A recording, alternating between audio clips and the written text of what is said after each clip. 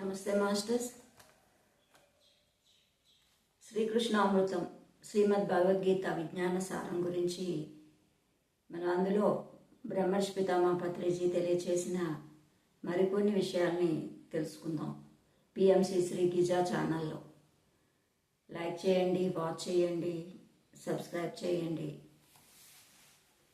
శ్రద్ధ జ్ఞానాలు లేనివాడు, సందేహాలు ఉన్నవాడు, నమ్మకం లేనివాడు చెడిపోతాడు.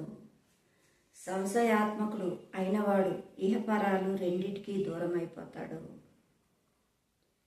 శ్రద్ధ జ్ఞానాలు లేనివాడు, సందేహం ఉన్నవాడు, నమ్మకం లేనివాడు అంటే దేనిపైన శ్రద్ధ లేనివాడు. ఆధ్యాత్మిక విషయం పైన శ్రద్ధ లేకపోవడం, జ్ఞానం లేకపోవడం, అలాగే సందేహాలు ఉండడం, ఏమి భగవంతుడిని ధ్యానిస్తే మన కష్టాలు పోతాయా అని అపనమ్మకాలు ఉన్నవాళ్ళు, అలాగే నమ్మకాలు లేని వాళ్ళు, ఎన్నో రకాల సందేహాలతో ఉన్నవాళ్ళు చెడిపోతారు. ఇటు ఇహంలోని సంపూర్ణంగా జీవించలేరు, అక్కడ పరంలో కూడా ముక్తి చెందలేరు. ఇక్కడ ఆనందంగా ఉండలేరు, పైలోకాల్లో కూడా వాళ్ళ ఉన్నతి అనేది ఉండదు. ఈ విధంగా వాళ్ళు ఎప్పటికప్పుడు జీవిస్తూ ఉంటారు. అంటే సంసారం అనే దీనిలో కొట్టుకుపోతూ ఉంటారు. దేని మీద శ్రద్ధ లేకుండా ఉండడం, జ్ఞానం లేకుండా ఉండడం, సందేహాలతో ఉండడం, అలాగే నమ్మకాలు లేకుండా ఉన్న వాళ్ళు ఈ విధంగా ఉంటారు. ఇహపరాల్లో కూడా వాళ్ళకి ముక్తి లేదు, ఆనందం లేదు అని చెప్పేసి చెప్తున్నారు. శ్రద్ధావాన్ లభతే జ్ఞానం, శ్రద్ధ కలిగిన వాడు జ్ఞానాన్ని పొందుతాడు. గురువులు చెప్పిన వాటిని స్వాధ్యాయంలో గ్రహించిన శాస్త్ర విషయాలను శ్రద్ధతో స్వయం సాధన ద్వారా నిజ జీవితంలో నిరూపించుకున్నవాడు జ్ఞానిగా మారుతాడు. శ్రద్ధ లేనివాడు ఏ పని చివరి వరకు కొనసాగించలేడు, సాధించలేడు. చివరికి అజ్ఞానిగానే మిగిలిపోతాడు. శ్రద్ధ లభతే జ్ఞానం, శ్రద్ధ కలిగిన వాడికే జ్ఞానం ఉంటుంది. లేకపోతే శ్రద్ధ లేకపోతే ఏ పని కూడా కొనసాగించలేడు, సాధించలేడు కూడా. శ్రద్ధతోనే మనం ఏదైనా సాధించుకోగలము, ఏ పనైనా కంప్లీట్ చేయగలము. ఆ కంప్లీట్నెస్ లేకపోతే ఏ పని కూడా మనం చేయలేము, అక్కడ చివరి వరకు కొనసాగించలేము. అలాగే చివరికి అజ్ఞానిగానే మిగిలిపోతాడు. ఎవరైతే శ్రద్ధ పెడతారో వాళ్ళు జ్ఞానిగా మారుతారు, లేని వాళ్ళు అజ్ఞానిగానే మిగిలిపోతాడు. సత్యాసత్యాల ఆత్మానాత్మల వివేచన శక్తి లేని అజ్ఞాని ఎందుకు పనికి రాకుండా జీవితం అంతా వృధా చేసుకుంటాడు. మనం శాస్త్రజ్ఞుల కోవకు చెందిన వారమే అయితే పరిశోధించి సత్యం తెలుసుకోవాలి. ఆ తెలివితేటలు, బుద్ధి, చాకచక్యం లేకపోతే పరిశోధించి చెప్పిన వాడి మాటలైనా నమ్మాలి. ఈ రెండూ కాదని మనం పరిశోధించి తెలుసుకోలేము. మరి అవతల వాళ్ళు చెప్పింది నమ్మం. ప్రతి విషయాన్ని అవునో కాదో, నిజమో అబద్ధమో అని అనుమాన పడుతూ ఉండే సంశయాత్మకుడికి ఈ లోకంలోని సుఖం ఉండదు, పైలోకంలో కూడా సుఖం ఉండదు. మనశ్శాంతి అసలే ఉండదు. అన్ని అనుమానాలే అయితే మనశ్శాంతి ఎక్కడి నుంచి వస్తుంది? జ్ఞానం లభ్య పరం శాంతి, జ్ఞానాన్ని పొందినవాడే పరమశాంతిని పొందుతాడు.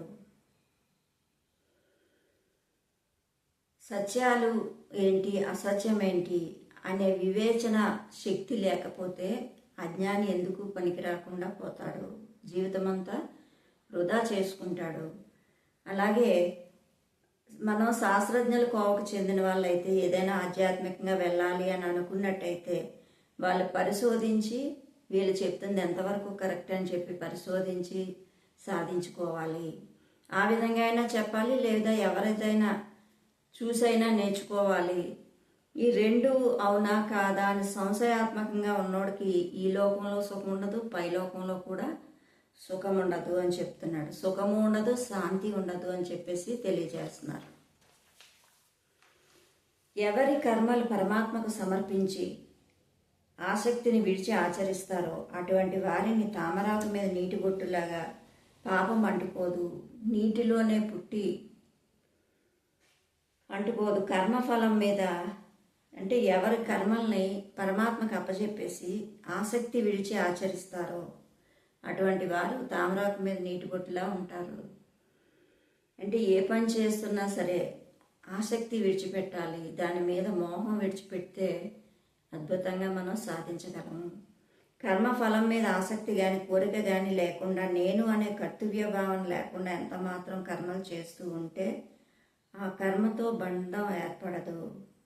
కర్మతో బంధం ఏర్పడకపోతే కర్మ ఫలితాలైన పాపపుణ్యాలు ఏవి కూడా అంటవు. కర్మ ఫలాల మీద ఆసక్తి కానీ కోరిక కానీ లేకుండా నేను చేస్తున్నాననే అహంకారం లేకుండా ఎవరైతే చేస్తారో వాళ్ళకి ఏ పని చేసినా సరే ఆ కర్మ అంటుకోదు. ఇది ఒక రకమైన మార్గం. ఇలాగా మనం దేన్ని కంటే పాపపుణ్యాల బంధాల్లో చిక్కుకోమాట. ఆ విధంగా చేయగలగాలి. నీటిలో పుట్టి నీటిలోనే పెరిగి నీటిలోనే నశించిపోయే తామరాకు ఆ నీరు ఎంత మాత్రం తడపలేనట్లే ఈ భౌతిక ప్రపంచంలో పుట్టి ఇక్కడే పెరిగి ఇక్కడే నివసిస్తూ కూడా జ్ఞాని అయినవాడు తాను ఆచరించే నిష్కామ కర్మాచరణ విధానం ద్వారానే పాపపుణ్యాలు మొదలైన ద్వంద్వాల నుంచి విముక్తులై బంధరహితమైన జీవితాన్ని గడుపుతాడు. నీటిలోనే పుట్టిన తామరాకు నీటిలోనే పెరిగింది, నీటిలోనే నశించిపోతుంది.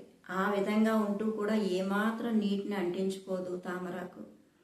అలాగే భౌతిక ప్రపంచంలోనే పుట్టాము మనం, అలాగే ఇక్కడే పెరిగాము, ఇక్కడే చనిపోతాము, ఇక్కడే నివసిస్తున్నాము. జ్ఞాని అయినవాడు తాను ఆచరించే నిష్కామ కర్మాచరణ వల్ల పాపపుణ్యాలు మొదలైన ద్వంద్వాల నుంచి విముక్తుడై చక్కగా బంధరహితమైన జీవితాన్ని జీవిస్తాడు. అంటే అన్నీ ఇక్కడే చేస్తున్నాం మనం.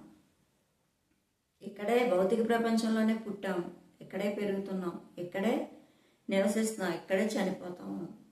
ఇవన్నీ కూడా ఇక్కడే చేస్తున్న జ్ఞాని అయిన వాడు నిష్కామ కర్మ చేయడం వల్ల ఆ బంధాల నుంచి విముక్తులైపోతారు, పాపపుణ్యాల నుంచి విముక్తులవుతారు. ఈ విధంగా గడపడమే తామరాకు మీద నీటి బొట్టులాగా జీవించే మానవ జీవితమే ఆధ్యాత్మిక జీవితం. అలాగే విద్యా వినయ సంపద గల బ్రాహ్మణుడు, చండాలుడు, ఆవు, కుక్క, ఏనుగు మొదలైన జంతువులు అన్నిటి పట్ల కూడా సమదృష్టి కలవాడే పండితుడు. అంటే ప్రతి విద్యా వినయాలు గల బ్రాహ్మణుడు చండాలుడైనా, ఆవైనా, కుక్కైనా, నక్కైనా ఏదైనా అన్నిటినీ ఒక సమభావంతో చూసేవాడే సమదృష్టి కలవాడే పండితుడు అనిపించుకుంటాడు. నీకొకలాగా నాకొకలాగా తేడాలు చూపిస్తే అక్కడ ఆ పండితుడు అనిపించుకోడు.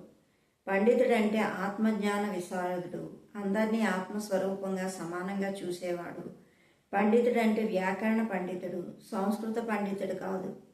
విద్యతో వినయంతో కూడుకున్న బ్రాహ్మణుడైన అంటే నిర్గుణ ప్రకాశుడైన శుద్ధ సాత్విక గుణ సంపన్నుడైన ఆవు లాంటి వారైనా, సాత్విక గుణ ప్రధానమైన ఏనుగు లాంటి వారైనా, రజోగుణం కలిగిన కుక్క లాంటి వారైనా, కుక్క మాంసం వండుకొని తినే అత్యంత తమోగుణం కలిగిన చండాలుడైనా, ఏ గుణం కలిగిన వారైనా పండితుడికి సమానమే.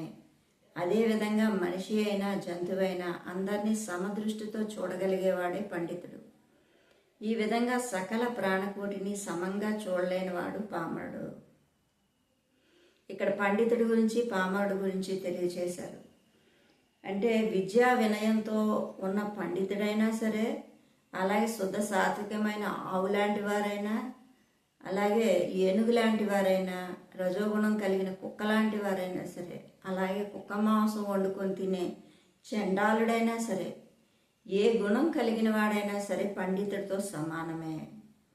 అదేవిధంగా అంటే దేనికి సమానం పండితుడు అంటే అక్కడ ఆత్మస్వరూపులుగా సమానంగా చూసేవాడు, అన్నిటినీ సమానంగా చూసేవాడు. ఆడు ఎలాంటి జాతివాడైనా పండితుడితో సమానమే. అలాగే అక్కడ సమానంగా చూడలేనివాడు ఎంత పండితుడైనా అది పండితుడు అనిపించుకోదు అని చెప్తున్నారు అన్నమాట. చండాలుడైనా సరే, కుక్క మాంసం అది తిన్న చండాలుడైనా వాడు అన్నిటినీ సమదృష్టితో చూస్తే వాడే పండితుడు అని తెలియజేశారు. అదేవిధంగా మనిషి అయినా జంతువైనా అందరినీ సమదృష్టితో చూడగలిగేవాడే పండితుడు.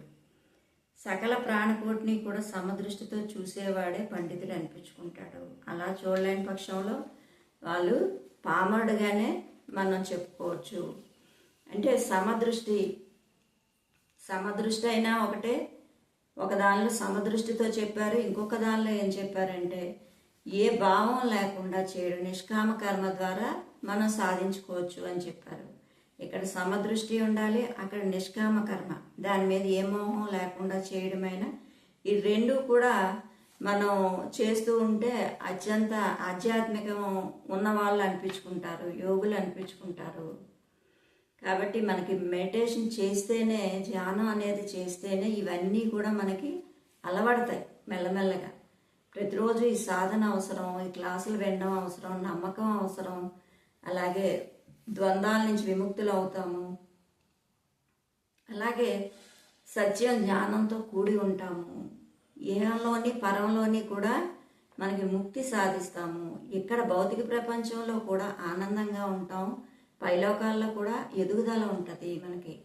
ఈ విధంగా చేయడం వల్ల ఏమీ చేయలేకపోతే శ్రద్ధ లేని వాడికి ఇక్కడ బాగుండదు, ఏ పని కూడా కంప్లీట్ చేయలేడు, ఇక్కడ ఉండలేడు, అక్కడ కూడా బాగోదు, ఎన్నో జన్మలు ఎత్తుతూ ఉండాల్సిందే అని తెలియజేస్తున్నారు మాస్టర్స్.